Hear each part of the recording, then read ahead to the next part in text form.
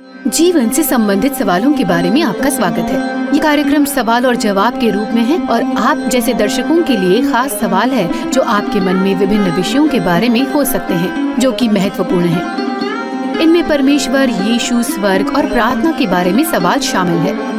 ऐसा कोई सवाल नहीं है जो आप नहीं पूछ सकते, लेकिन हमारे होस्ट और को होस्ट जो इस कार्यक्रम को संचालित कर रहे हैं वो विभिन्न दृष्टिकोण का आदर करते हैं।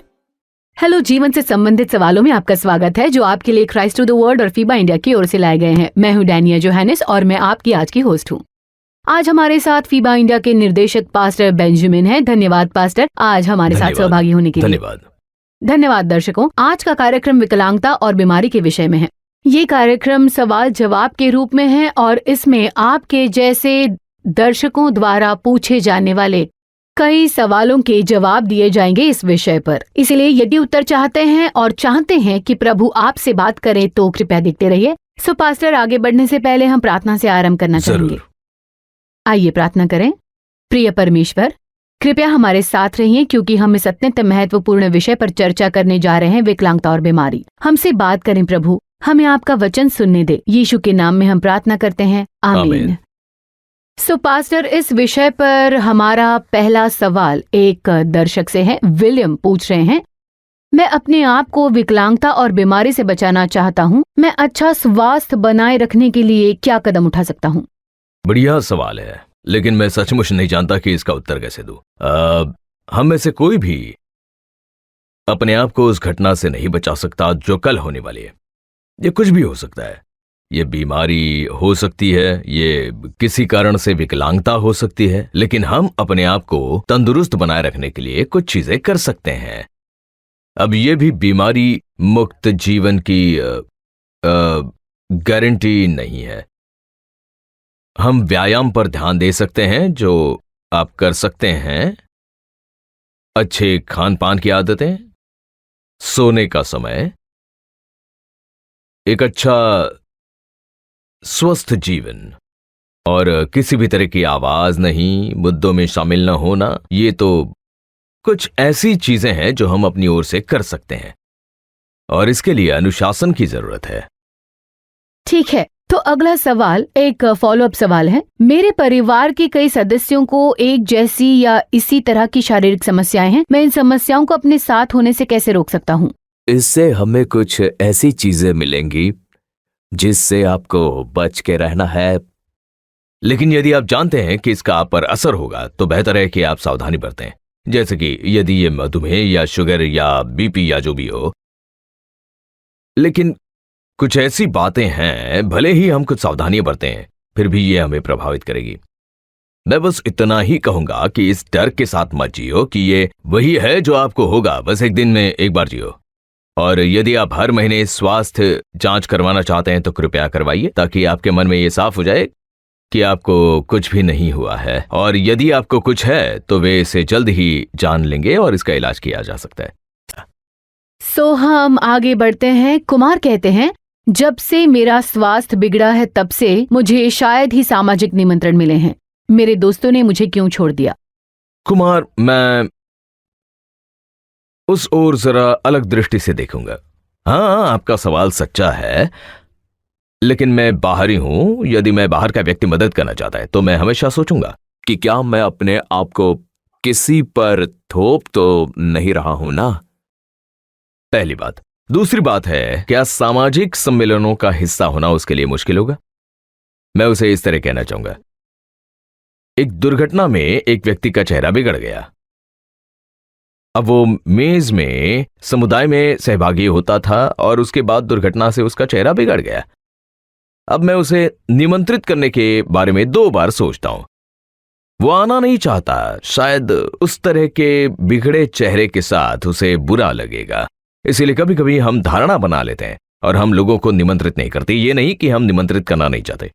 इसलिए बैठकर ये सोचकर बुरा मत मानिए कि कोई आपको न्योता नहीं दे रहा। शायद आपको, जैसा मैंने कहा, उनमें से एक को बताकर ये कहना है, मैं इस कार्यक्रम का हिस्सा बनना चाहता हूं, मुझे वहां जाना अच्छा लगेगा। कोई तो आपको ले जाएगा, कोई आपको उस स्थान में ले आएगा।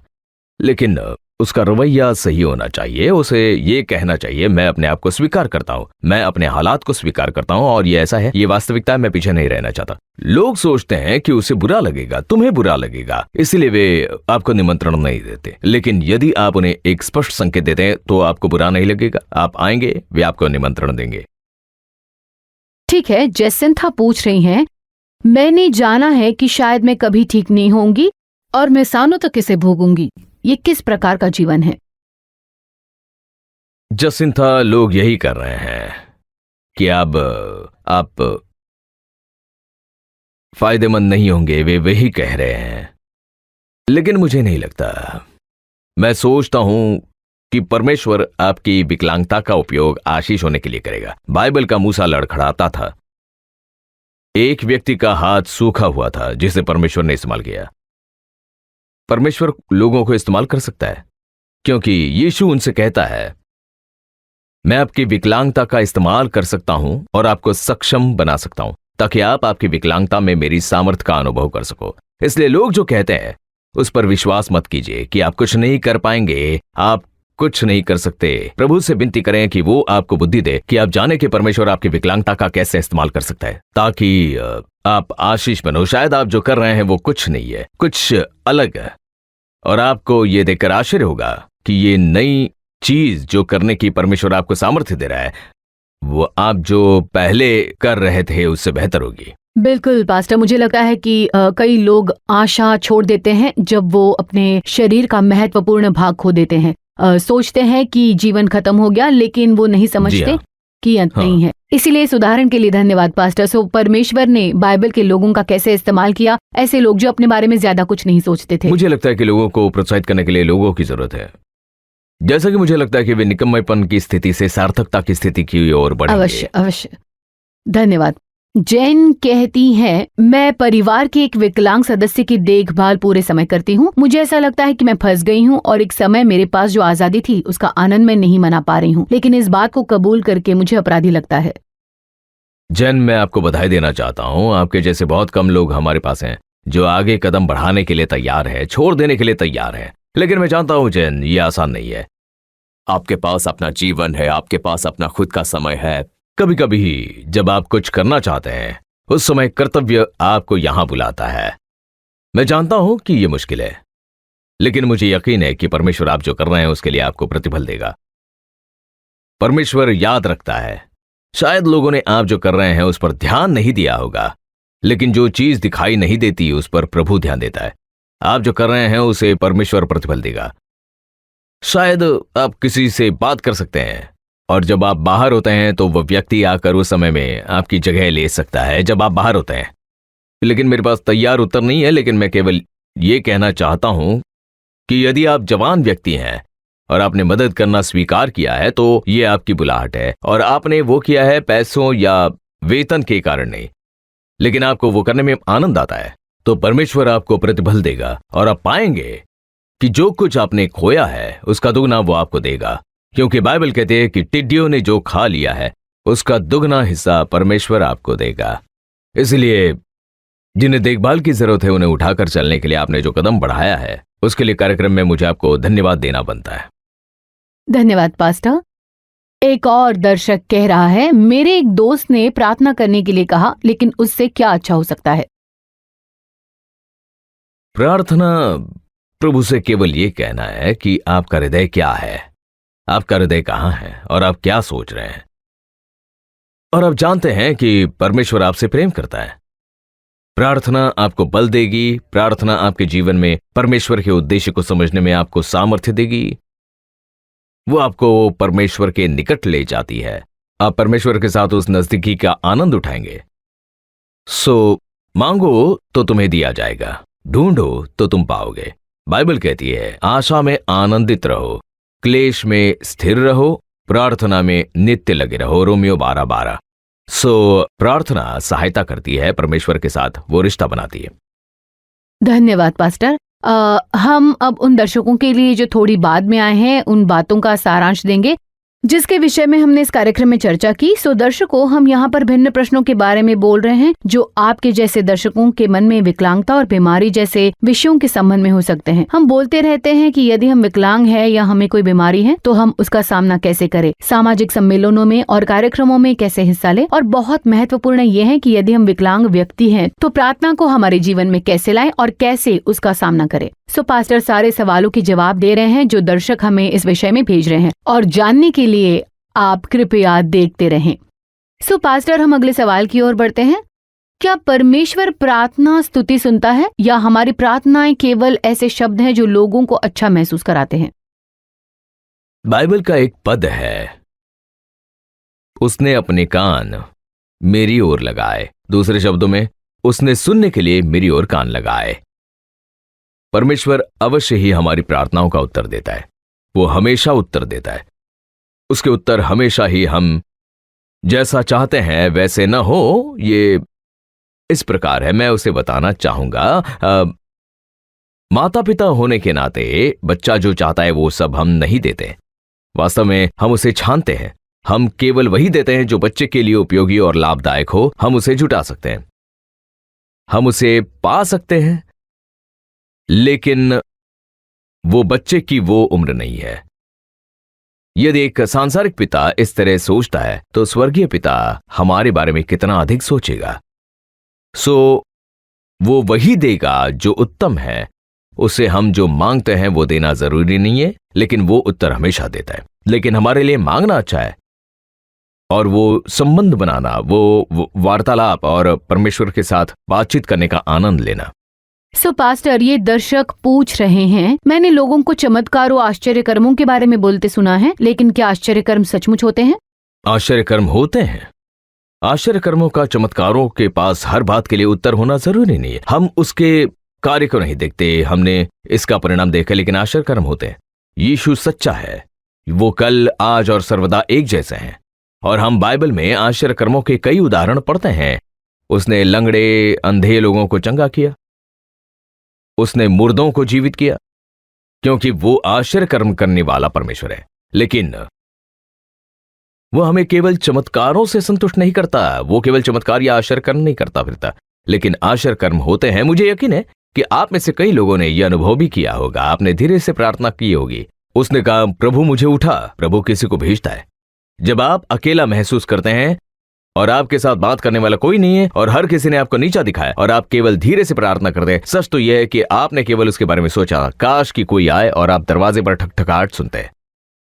यह कैसे होता है? मेरा विश्वास है कि परमेश्वर ने उस व्यक्ति को भेजा।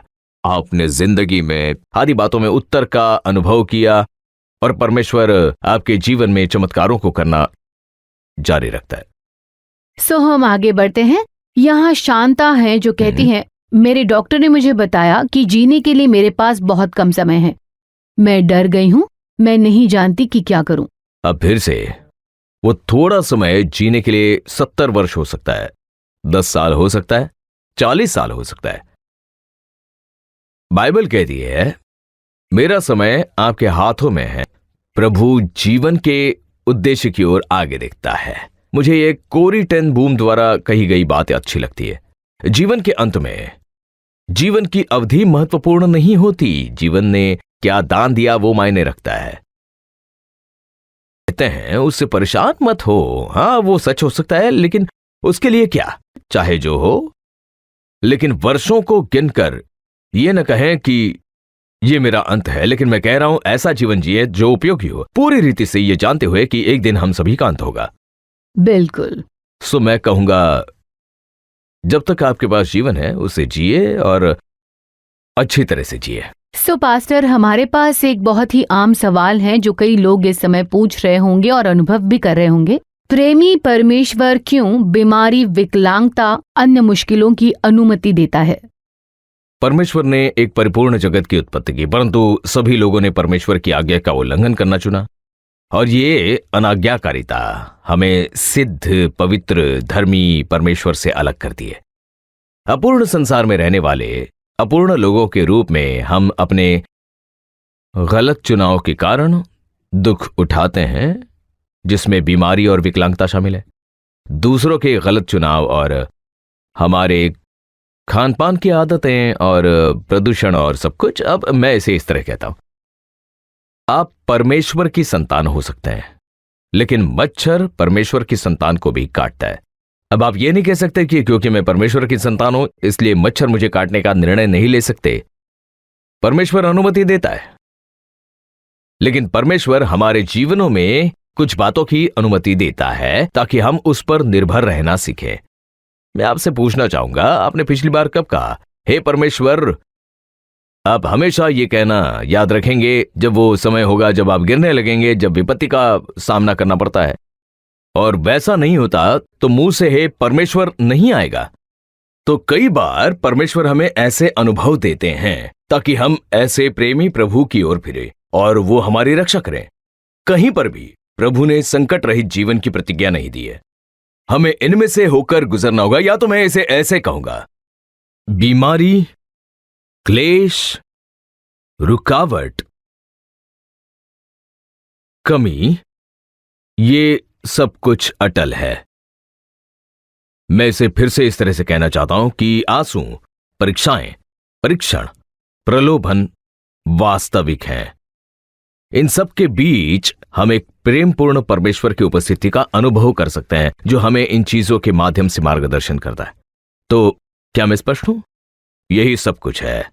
वो हमें इससे गुजरने से छूट नहीं देता, वो हमारे साथ इसमें शामिल होता है। धन्यवाद पास्टर। मुझे लगता है कि ये महत्वपूर्ण है कि हम इस बात पर जोर दें कि चाहे कुछ भी हो, चाहे कितनी भी कठिनाइयां हो, हमें हमेशा प्रभु पर भरोसा कर सकते हैं। बिल्कुल, ये मेरी व्यक्तिगत गवाही है। मुझे यकीन है कि आपने भी इसका अनुभव किया होगा। तो पास्टर, अगला सवाल रमनी का है। वो पूछ रही हैं, मेरे जन्म के धर्म में मुझे सिखाया गया था कि मुझे स्वर्ग जाने का रास्ता खुद बनाना होगा, और जब तक मैं मर नहीं जाती मुझे नहीं पता चलेगा मेरा रिश्ता परमेश्वर के साथ सही है या नहीं। फिर भी आप कहते हैं कि यदि मैं यीशु के पीछे चलती हूँ तो मैं जान सकती हूँ क्या मैं मरने पर स्वर्ग जाऊंगी? सवाल के साथ इतनी ईमानदारी के लिए धन्यवाद। ये सिर्फ आपका सवाल नहीं है, बहुत से लोग ये सवाल पूछ रहे हैं। अब पहला सवाल, मैं स्वर्ग जाने का रास्ता कैसे बनाऊं? ये मुश्किल है, ये मेरे लिए नहीं है। मैं जो भी मांगता हूं उसे नहीं कमा सकता। बाइबल कहती है आपको कुछ भी करने की जरूरत नहीं है, उसने आपके लिए वो पहले ही कर दिया है। परमेश्वर ने बेटे को हमारे लिए क्रूस पर मरने के लिए भेजा ताकि जब मैं उस पर विश्वास करूं तो मुझे अनंत जीवन मिले। इसलिए मुझे कुछ भी करने की जरूरत नहीं है, उसने मेरे लिए पहले ही कर दिया है। मुझे बस इतना करना है कि इसे विश्वास में स्वीकार कर लेना है। मेरे लिए पापों के लिए क्रूस पर मरने के लिए यीशु का धन्यवाद। जो कोई प्रभु के नाम को पुकारेगा वो उद्धार पाएगा। मैं 100% यकीन करता हूं कि यदि मैं आज प्रभु यीशु पर विश्वास करता हूं और यदि मैंने उसे अपने हृदय में ग्रहण किया है तो मेरे पास उद्धार का आश्वासन है। और यदि मैं आज रात मर जाता हूं तो मैं स्वर्ग जाऊंगा। क्यों? क्योंकि उसने ये कहा है और यीशु ने कहा है, मैं ही मार्ग, सत्य और जीवन हूं। और वो सत्य है, और जब वो ये कहता है तो ये हो जाता है। इसलिए मुझे इतना भरोसा है कि जब हम मसीह में विश्वास करेंगे तो हम स्वर्ग जाएंगे। हमें अपने आप कुछ करने की जरूरत नहीं है। ठीक है। सो पास्टर, अगले सवाल की ओर चलते हैं। यीशु ने क्या किया? उसने ये कैसे संभव बनाया? अब जानते हैं, बाइबल ऐसा कहती है कि परमेश्वर ने जगत से ऐसा प्रेम किया कि उसने अपना इकलौता पुत्र दे दिया ताकि जो कोई उस पर विश्वास करे वो नाश ना हो परंतु अनंत जीवन पाए। जो कोई उम्र, स्त्री, पुरुष, जाति, वर्ग, भाषा कुछ भी मायने नहीं रखता, कुछ भी नहीं। जो कोई उसके नाम पर विश्वास करता है। और क्रूस पर उसकी मृत्यु से पहले जब लोग पाप करते थे तो उन्हें बलिदान चढ़ाना पड़ता था। और बाइबल कहती है कि वो केवल निर्दोष बलिदान होना चाहिए। आप विश्व में बलिदान के रूप में ऐसा कुछ भी नहीं पाएंगे जो निर्दोष हो। केवल एक ही है, प्रभु यीशु मसीह। केवल वही बलिदान दे सकता है और परमेश्वर ने उसे ग्रहण किया और उसे अपने जीवन को बलिदान के रूप में दे दिया ताकि आप और मैं स्वर्ग में प्रवेश पा सकें। इसलिए उसकी मृत्यु के द्वारा, उसके बलिदान के द्वारा, उसकी भेंट के द्वारा हमने उद्धार पाया है और हमें हमारे पापों की क्षमा मिली।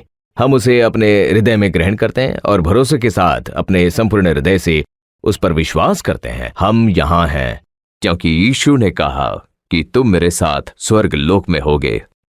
धन्यवाद पास्टर। और मुझे लगता है कि इस बार हम दर्शकों को बताएंगे कि उन्हें यहाँ विश्वास करना है कि एक दिन वो स्वर्ग लोक में यीशु के साथ होंगे, लेकिन इसके लिए उन्हें उसे ग्रहण करना होगा, उसके पीछे चलना होगा। सो पास्टर, ये पूरा पद जो आपने कहा इसके बारे में, यीशु के बारे में आपने कहा जो बलिदान के रूप में नीचे उतर कर आया, बहुत दिलचस्प लगता है। क्या आप उसके बारे में और ज्ञान दे सकते हैं? मैं केवल ABCD इन अल्फाबेट का इस्तेमाल करूंगा। पहली बात ए, और मसीह ने आपके लिए जो क्रूज पर किया उसे ग्रहण करें। बी, ये विश्वास करें कि उसकी मृत्यु आपके लिए आपके पापों की क्षमा के लिए काफी है। सी, अपने पापों को उसके सामने अंगीकार करें। डी, घोषणा करें कि आप परमेश्वर की संतान हैं। और मैं कहूंगा इस ABCD को थामे रहें, और मैं सोचता हूं कि समझाने का ये मेरा सबसे सरल तरीका है। यीशु ने कहा है, हे सब परिश्रम करने वालों और बोझ से दबे हुए लोगों, मेरे पास आओ, मैं तुम्हें विश्राम दूंगा। और ये पेशकश अभी जारी है। धन्यवाद, धन्यवाद पास्टर। ये बहुत ही सुंदर रीति से समझाया गया है जिसे हम याद रख सकते हैं अपने पूरे जीवन में। तो अगला सवाल है पास्टर, मैं मेरे पापों के लिए यीशु की क्षमा कैसे पा सकता हूँ ताकि मुझे अनंत जीवन प्राप्त हो? मुझे क्या करना होगा? बहुत आसान है। बाइबल कहती है कि यदि हम अपने पापों को मान ले तो वो हमारे पापों को क्षमा करने और हमें सब अधर्म से शुद्ध करने में विश्वास योग्य और धर्मी है। इसलिए मैंने कहा कि इस बात को स्वीकार करें कि वो उद्धार करता है। विश्वास करें कि क्रूज पर उसकी मृत्यु मेरे लिए पर्याप्त है। अपने पापों को अंगीकार करें। क्या मुझे उन सारे पापों को कहना चाहिए जो मैंने किए? यदि मुझे याद आते तो कबूल करें, यदि याद नहीं आते तो केवल कहे, प्रभु मैं पापी हूं, मैं कबूल करता हूं, मेरे पापों को क्षमा कीजिए। घोषित कीजिए कि आप परमेश्वर की संतान हैं। जिस पल आप अपना पाप कबूल करते हैं और विश्वास करते हैं, अंगीकार करते हैं, आप परमेश्वर की संतान बन जाते हैं। प्रभु कहता है, इसलिए कि सब ने पाप किया है और परमेश्वर की महिमा से रहित हैं, क्योंकि पाप की मजदूरी तो मृत्यु है, परंतु परमेश्वर का वरदान हमारे प्रभु मसीह यीशु में अनंत जीवन है। उसे व्यक्तिगत उद्धारकर्ता ग्रहण करने पर कोई अंतिम तिथि नहीं है। आप उसे अभी कर सकते हैं जब आप ये सुन रहे हैं। केवल धीरे से एक प्रार्थना कीजिए, कहिए और क्षमा तथा उद्धार का अनुभव कीजिए। मैं आपको समर्पण की उस प्रार्थना में ले चलता हूं। आप मेरी बात वो प्रार्थना कह सकते हैं और विश्वास कर सकते हैं कि जब आप इस प्रार्थना को दोहराते हैं तो आप इसे इसलिए नहीं दोहरा रहे हैं क्योंकि मैं प्रार्थना कर रहा हूं, बल्कि ये एक व्यक्तिगत प्रार्थना होगी। तो चलिए हम सब मिलकर प्रार्थना करते हैं और आप मेरे बात दोहराइए। प्रिय परमेश्वर, प्रिय परमेश्वर, मैं अपने पापों से दूर हो गया हूं। मैं अब अपने पापों से दूर हो गया हूँ। मैं अपना विश्वास और भरोसा सिर्फ यीशु पर रख रहा हूं।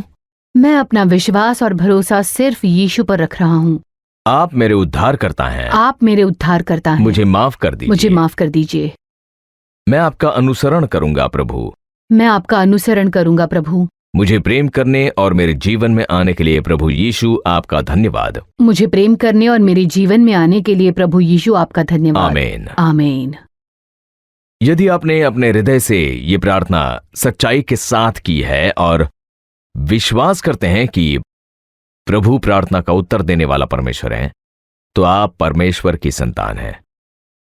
यदि आप और जानना चाहते हैं तो कृपया हमें लिखें और हम हमेशा आपसे बात करने के लिए तैयार रहेंगे। धन्यवाद, धन्यवाद पास्टर इस प्रार्थना के लिए। मुझे पूरा यकीन है कि हमारे दर्शक अब इस प्रार्थना को अपनी दिनचर्या में शामिल करेंगे और मुझे सचमुच उम्मीद है कि ये प्रार्थना उनके जीवन को बदल देगी। सो पास्टर, अगला सवाल, यदि मैं यीशु का अनुसरण करना चुनता हूँ तो इससे मेरे स्वास्थ्य या मेरे प्रियजनों के स्वास्थ्य में क्या फर्क पड़ेगा? जैसा कि पहले चर्चा की गई थी, चमत्कार अभी भी होते हैं लेकिन हमेशा नहीं। लेकिन परमेश्वर आपको चमत्कार दे या न दे, परमेश्वर आपका पवित्र आत्मा हर दिन और हर स्थिति में शांति, आराम और मार्गदर्शन देने के लिए आपके साथ रहेगा। लेकिन मुझे यकीन है कि जब मसीह आपके साथ हैं तो आपकी विकलांगता के प्रति आपका दृष्टिकोण अलग होगा। आप जीवन को अलग तरह से देख पाएंगे। वो भले ही हालात को न बदले, लेकिन वो आपको बदल देगा। और इसीलिए आपके आसपास की हर चीज अलग दिखेगी। विकलांगता आपको वो करने से नहीं रोकेगी जो परमेश्वर चाहता है कि आप करें। आपके विकलांगता के बावजूद परमेश्वर आपके द्वारा बड़े काम करेगा। ये पूरी तरह से मिट नहीं सकता, इसे हटाया नहीं जा सकता, लेकिन आप उसकी सामर्थ्य, उसकी शांति का अनुभव करेंगे और आपके हृदय में उसका आनंद होगा। अगला सवाल पास्टर, कार्यक्रम के लिए आखिरी सवाल ये है कि मैं जहाँ रहता हूँ, यदि लोग यीशु का अनुसरण करते हैं, भले ही उन्हें स्वास्थ्य या अन्य समस्याएं हो, उनके परिवार के सदस्यों, दोस्तों, पड़ोसियों और सरकारी अधिकारियों द्वारा खतरा होता है कि वो उनके साथ दुर्व्यवहार करें, इससे कैसे निपटना चाहिए? अब ये एक सामान्य कथन है। ये सोचना कि वे उनके साथ दुर्व्यवहार करेंगे, ये एक है। या दुर्व्यवहार घर के भीतर भी हो सकता है, समाज में हो, ऐसी आवश्यकता नहीं है। फिर से, जो प्रभु आपके साथ है, वो प्रभु आपको संभालेगा और आपको इन चुनौतियों का सामना करने की सामर्थ्य भी देगा। अब मैं आपसे ये पूछना चाहता हूं, दुर्व्यवहार जरूरी नहीं है कि मसीह आपके अंदर होने के कारण ही हो, अन्यथा भी लोग दुर्व्यवहार करते हैं। लेकिन जब मसीह आपके अंदर होगा तो आप इस दुर्व्यवहार का जिस तरह सामना करेंगे वो अलग होगा। इसीलिए आपको जो सवाल पूछने की जरूरत है वो ये है कि क्या मैं मसीह को इस दुर्व्यवहार का सामना करने में मदद करने की अनुमति दूंगा? यही रवैया होना चाहिए, यही सवाल होना चाहिए। लेकिन इसे हटाया नहीं जा सकता, चाहे किसी भी तरह हो। धन्यवाद पास्टर। इसके साथ ही हम इस कार्यक्रम के अंत में आते हैं। दर्शकों, सारे दर्शक जो ये कार्यक्रम देख रहे हैं, जीवन में कुछ मुश्किल का, किसी बीमारी का, विकलांगता का अनुभव कर रहे होंगे, या आप ऐसे किसी व्यक्ति की देखभाल कर रहे होंगे जो बीमार है, आप ऐसे किसी को जानते होंगे जो विकलांग है। लेकिन कृपया जानिए कि ये दुनिया का अंत नहीं है। जब तक आप सांस ले रहे हैं, जब तक आप जीवित है, परमेश्वर के पास आपके लिए उद्देश्य है। और धन्यवाद पास्टर, इतनी सुंदरता से हमें बताने के लिए कि परमेश्वर का वचन विकलांगता के बारे में क्या कहता है और हमारे जीवन में परमेश्वर के उद्देश्य के बारे में उसका सामना कैसे करें। धन्यवाद पास्टर। मुझे बहुत अच्छा लगा कि जिस तरह आपने कहा कि जब तक आप में सांस है आप उपयोगी बने। बहुत बढ़िया, ये बहुत अच्छा कथन है। धन्यवाद पास्टर। दर्शकों, देखते रहिए। हम विश्वास करते हैं कि इस कार्यक्रम ने आपको छू लिया। यदि आपके पास और सवाल है तो फीबा ऑफिस को लिखे या फोन कर सकते हैं। कई लोग हैं जो आपसे बात करने के लिए तैयार हैं, वो आपको परामर्श दे सकते हैं। इसीलिए देखते रहिए। यदि आपके पास और सवाल है तो फिर से वापस आइए। ये सवाल जीवन से संबंधित है जो आपके लिए क्राइस्ट टू द वर्ल्ड और फीबा इंडिया ले आते हैं। देखने के लिए धन्यवाद। यहोवा तुझे आशीष दे और तेरी रक्षा करे। यहोवा तुझ पर अपने मुख का प्रकाश चमकाए और तुझ पर अनुग्रह करे। यहोवा अपना मुख तेरी ओर करे और तुझे शांति दे। आप मोबाइल पर और व्हाट्सएप क्रमांक 8448877757 पर हम तक पहुंच सकते हैं।